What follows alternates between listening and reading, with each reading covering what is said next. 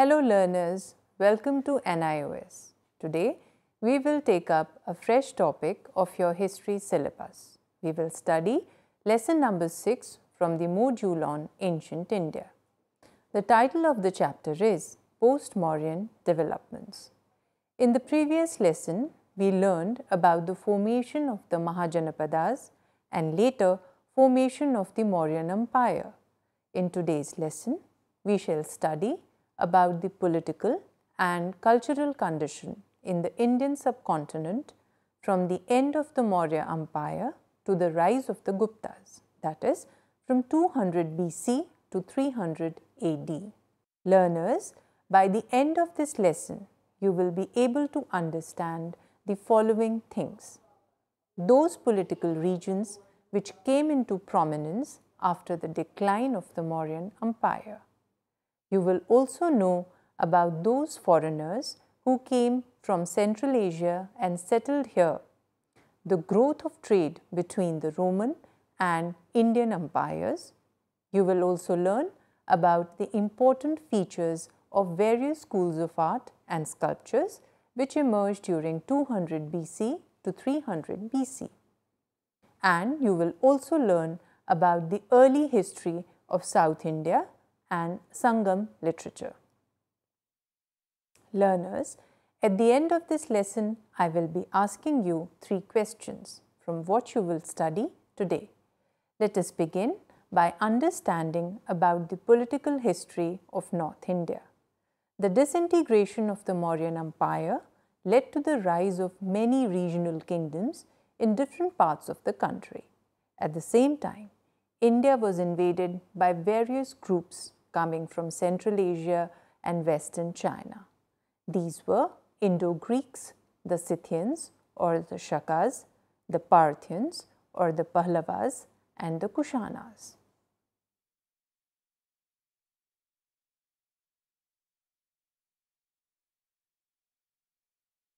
We will learn about the Sungas first. The last Mauryan king, Brihadratha, was killed by his commander-in-chief, Pushyamitra Shung, who established his own dynasty, which came to be known as the Sunga dynasty or the Shunga dynasty. While the Shungas were ruling in North India, the Indo-Greeks, also known as Yavanas, became powerful in Bactria or Balkh. During the second quarter of the 1st century BC, the last of the Shunga rulers was killed by his minister Vasudeva, who founded the Kanva dynasty.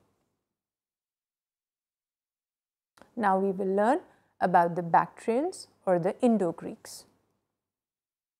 After the death of Alexander in 323 BC, many Greeks came to settle on the northern.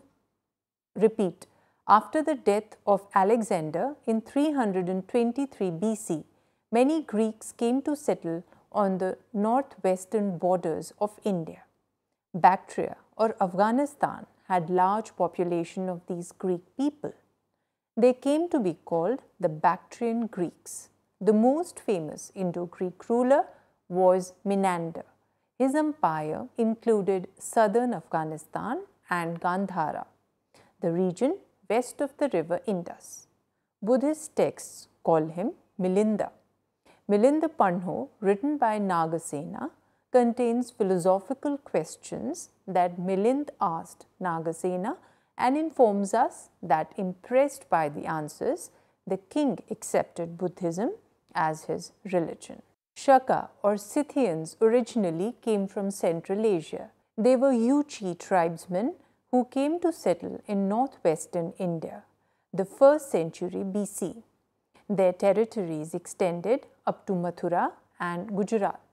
The most famous of all the Shaka rulers was Rudradaman, who ruled in the middle of 2nd century AD. His empire was spread over almost whole of western India. We know about him from the Junagadh inscription. We will now study about the Parthians. The Parthians were of Iranian origin and had close relations with Sakas. Therefore, they are also known as Shaka Pahlava. Gondophares was an important Parthian ruler. The Takht-e-Bahi inscription recovered from Mardan near Peshawar mentions about him. The Kushanas originally belonged to Yuchi tribe of China. They created a big empire in Pakistan after defeating Shakas and Pahlavas. The first important Kushana king was Kujula Kadphises. He was succeeded by his son Vema Kadphises. Next ruler was Kanishk.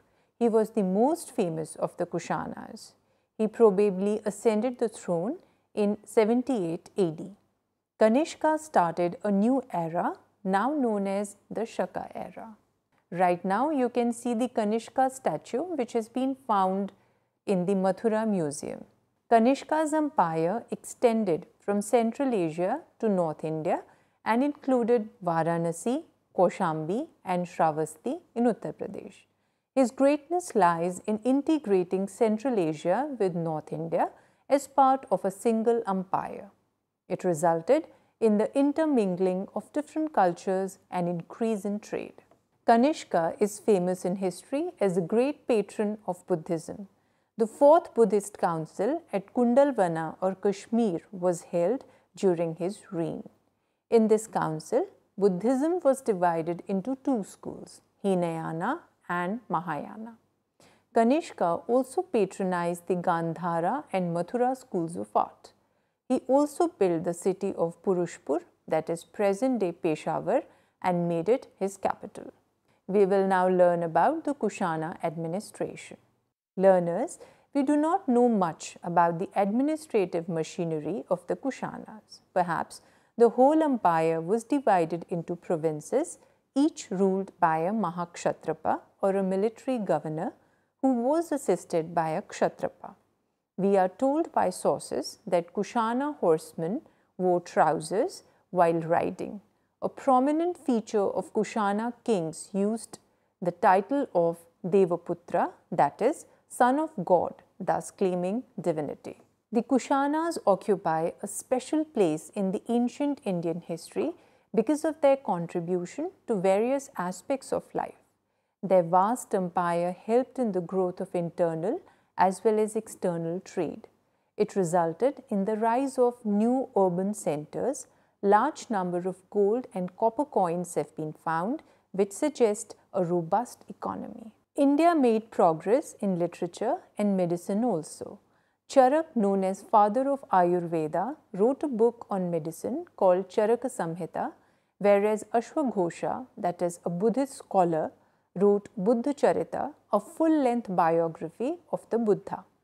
Both these scholars were believed to be the contemporaries of King Kanishka. The Kushanas patronized the Gandhara and the Mathura schools of sculptural art, which are known for producing the earliest images of Buddha and Bodhisattvas.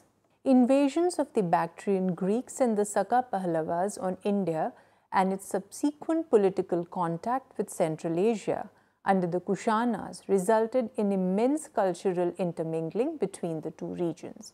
These foreign groups gradually lost their foreign identity and were incorporated in the Brahminical society, lower grade as Kshatriyas. Many of them adopted Buddhism. We have already referred to the Indo-Bactrian ruler Menander, who was converted to Buddhism by a monk named Nagasena. Central Asian contacts also brought to India new methods of making coins.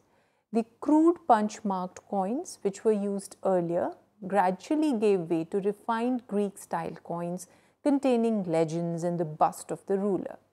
This new format became the model for the subsequent coinage in India. Besides, Indians also borrowed from Central Asians, particularly the Greeks' knowledge of astronomy. On your TV screens, you can right now see Indo-Greek coins. Early Indian literary works on astronomy frequently quote the Greek astronomers who are referred to as Yavanacharya. Indians also learned the art of making horoscopes from the Greeks. Central Asian contacts brought a fresh wave in the art of sculpture making. Buddhist sculptures of the Gandhara school, as explained here below, evolved as a result of the amalgamation of the Indian and the Greek styles. We know that the Deccan as well as eastern India were parts of Ashoka's empire. He had conquered Kalinga through a violent battle in which loss of men and property was enormous. It was as a result of the Mauryan rule in these regions that after its decline, we notice the emergence of kingdoms in Kalinga and the Deccan for the first time in the Indian history. After Ashoka, Kalinga, that is modern-day Orissa, rose under the kings of the Chedi dynasty. Kharavela's achievements are recorded in the Hathi Gumfa inscription in the Udaygiri hills near Bhubaneswar in Orissa. This inscription tells us that Kharavela was a follower of Jainism and had fought many successful battles against his neighbors. This is the Hathi Gumfa cave that you are watching on your TV screen right now. Now we will study about the Satavahanas of the Deccan. Satavahanas became prominent in Indian politics during the middle of the 1st century BC.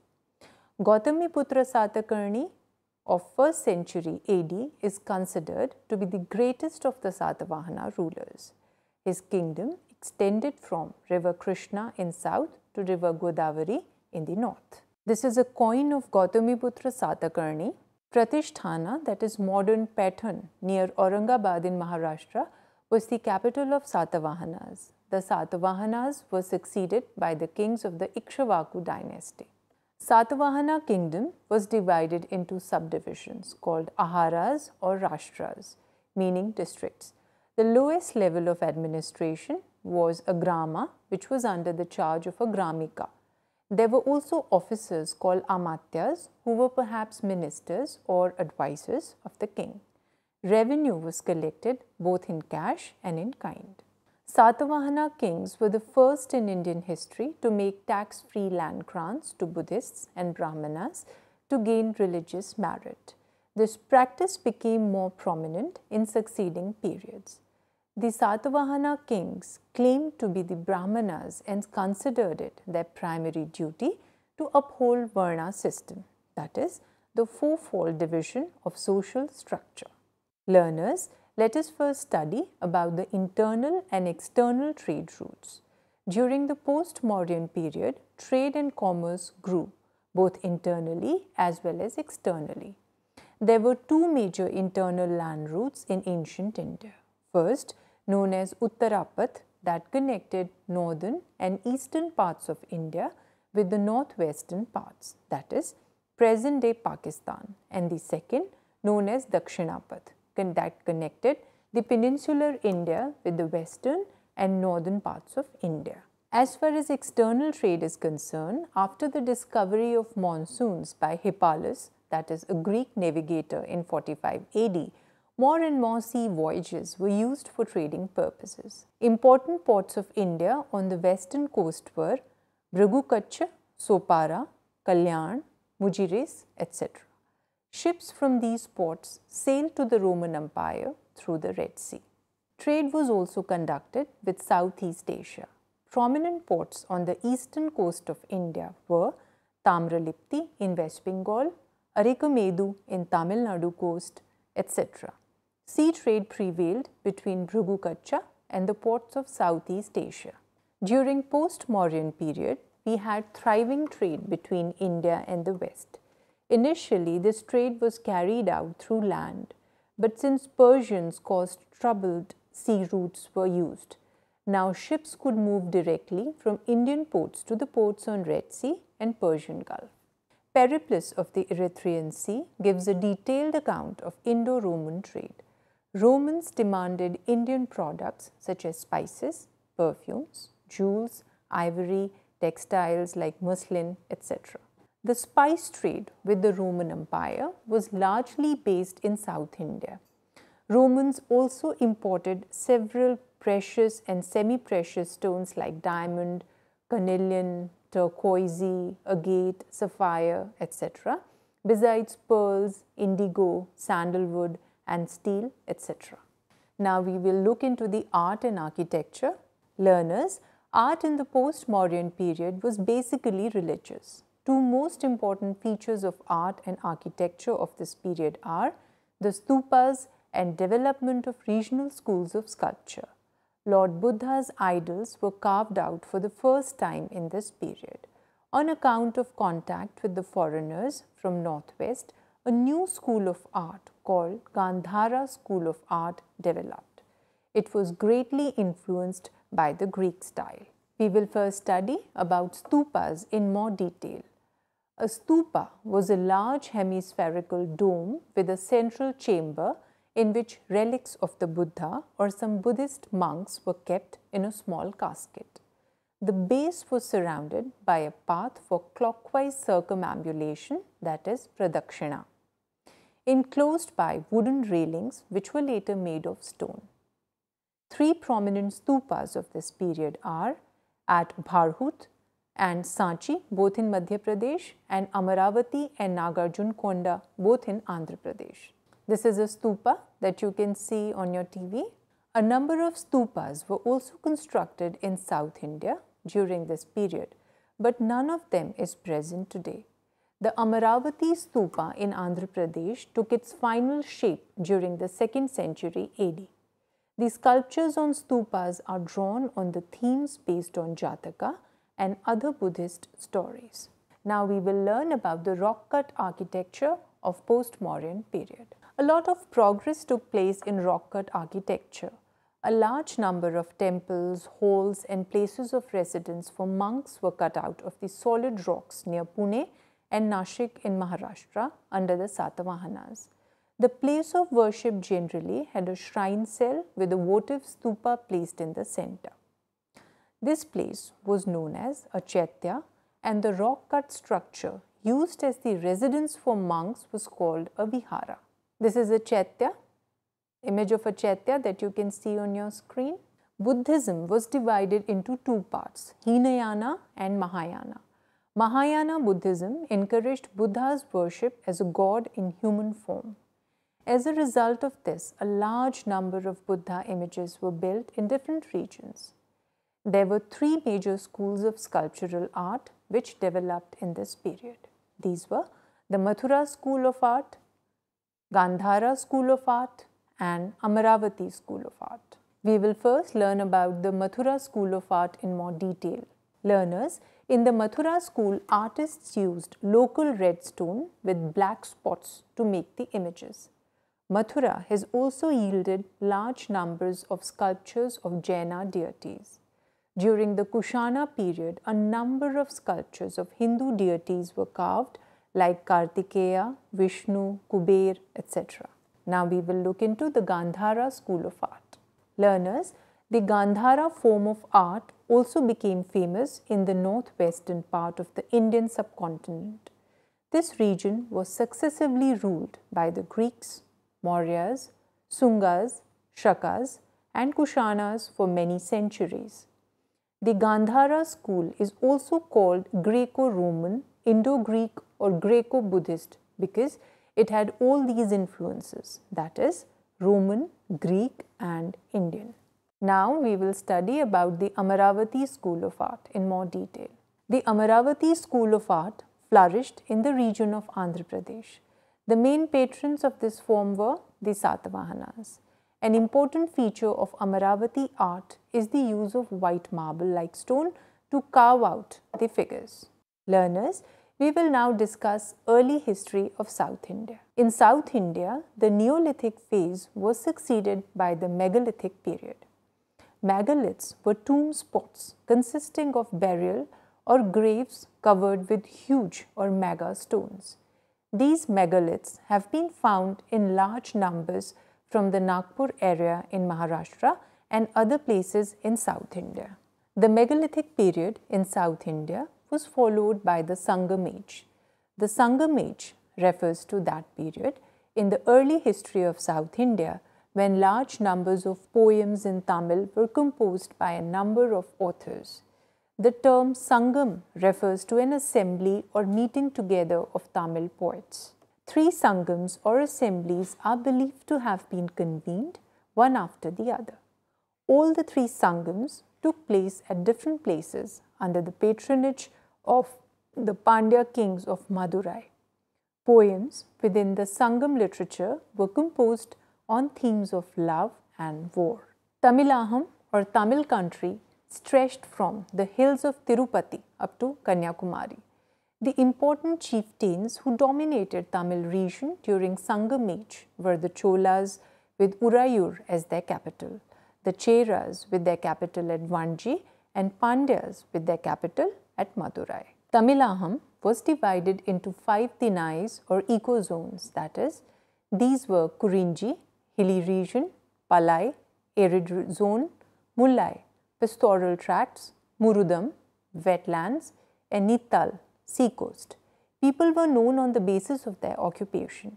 The rich lived in well-decorated brick houses and wore costly clothes, whereas the poor lived in mud huts and were scantily dressed. Women in the Sangam period appear to have been educated. However, the practice of sati was also prevalent in Tamil society, and it was known as Tippayadal.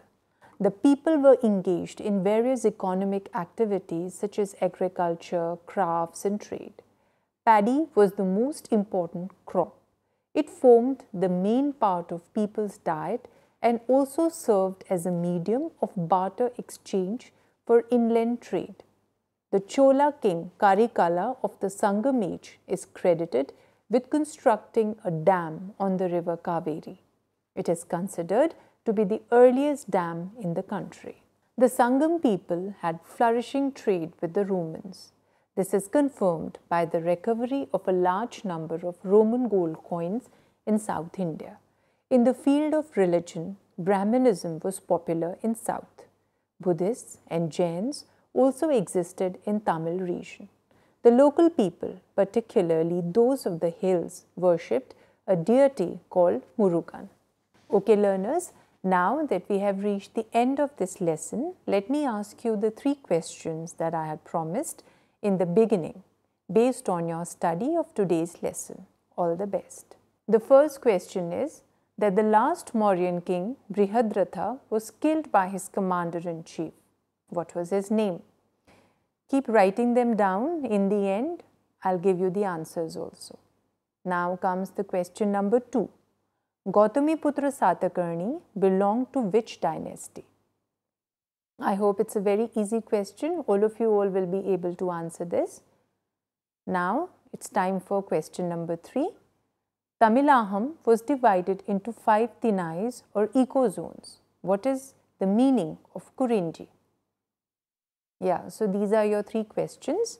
Now let us look into the answers to these questions. The answer to the first question is, as you can see on your TV screen, Pushyamitra Sunga. Answer to question number 2 is Satavahana dynasty. And answer to question number 3 is hilly region. Kurinji is hilly region. Okay, so this brings us to the close of today's video lesson. And I hope you liked today's lesson. Thanks for watching. Goodbye.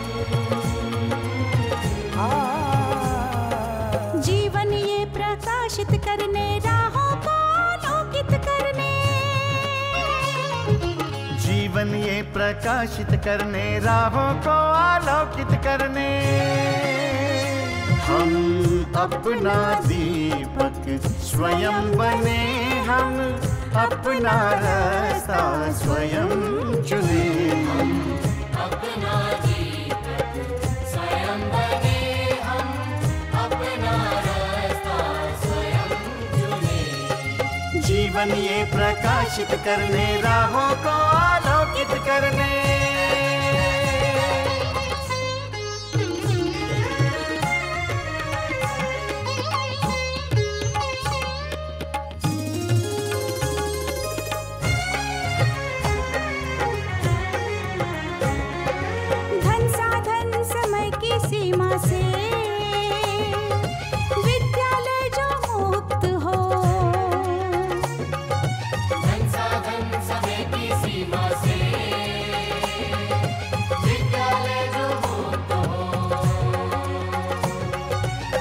कभी पढ़े हम कहीं पढ़े, वे विषय की लोच से युक्त हो। कभी पढ़े हम कहीं पढ़े, वे विषय की लोच से युक्त हो। मित्रों हम उठे और जागे, मंजिल आने की ध्वनि सुने हम, अपना दीपक स्वयं बने हम, अपना रास्ता स्वयं चुने। जीवन ये प्रकाशित करने, राहों को आलोकित करने।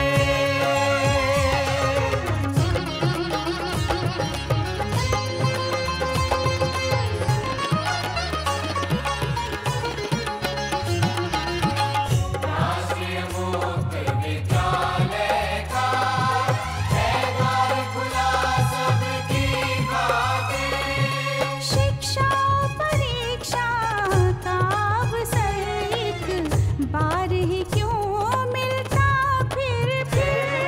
शिक्षा और परीक्षा का अवसर एक बार ही क्यों मिलता फिर। दुनिया में इसके केंद्र बात, कोई मन चाहा केंद्र चुने हम, अपना दीपक स्वयं बने हम, अपना रास्ता स्वयं चुने। कोई मन चाहा केंद्र चुने हम, स्वयं बने हम,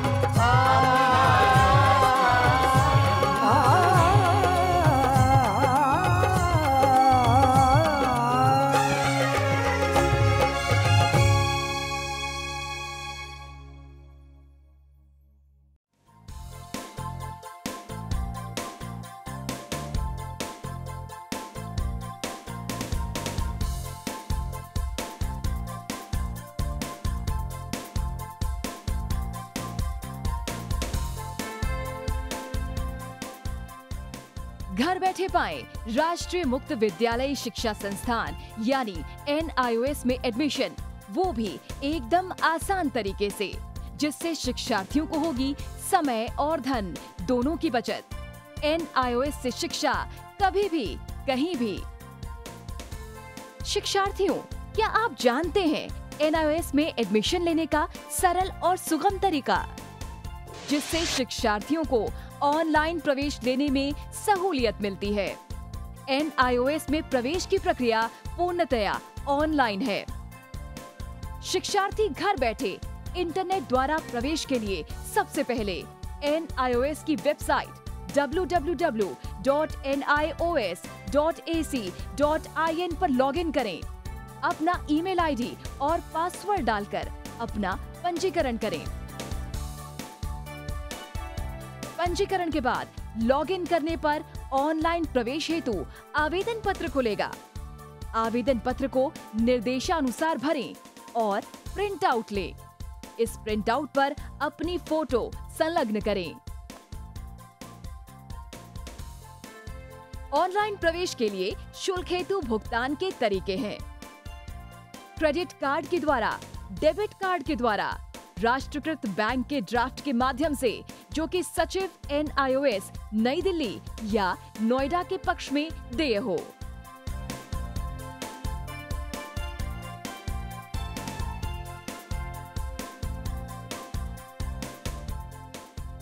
भरे हुए आवेदन पत्र के साथ साथ डिमांड ड्राफ्ट और संलग्न किए जाने वाले दस्तावेज हैं: जन्म रजिस्ट्रार के जिला कार्यालय से जारी जन्म प्रमाण पत्र की सत्यापित प्रति, जिसमें जन्म तिथि अंकित हो, पिछले विद्यालय से प्राप्त विद्यालय छोड़ने का प्रमाण पत्र, जिसमें आवेदक की जन्म तिथि लिखी हो। प्रवेश फॉर्म का प्रिंट आउट NIOS के संबद्ध क्षेत्रीय केंद्रों पर 10 दिनों में पहुंच जाना चाहिए, अन्यथा उचित दस्तावेज न लगे होने पर आवेदन फॉर्म रद्द किया जा सकता है। प्रवेश प्रक्रिया की पुष्टि होने के बाद शिक्षार्थियों को परिचय पत्र व अध्ययन सामग्री डाक द्वारा तुरंत पहुंचाई जाती है। ऑनलाइन प्रवेश एक बहुत ही सुगम और सुविधाजनक प्रवेश प्रणाली है। Online on time for safe and secure admission.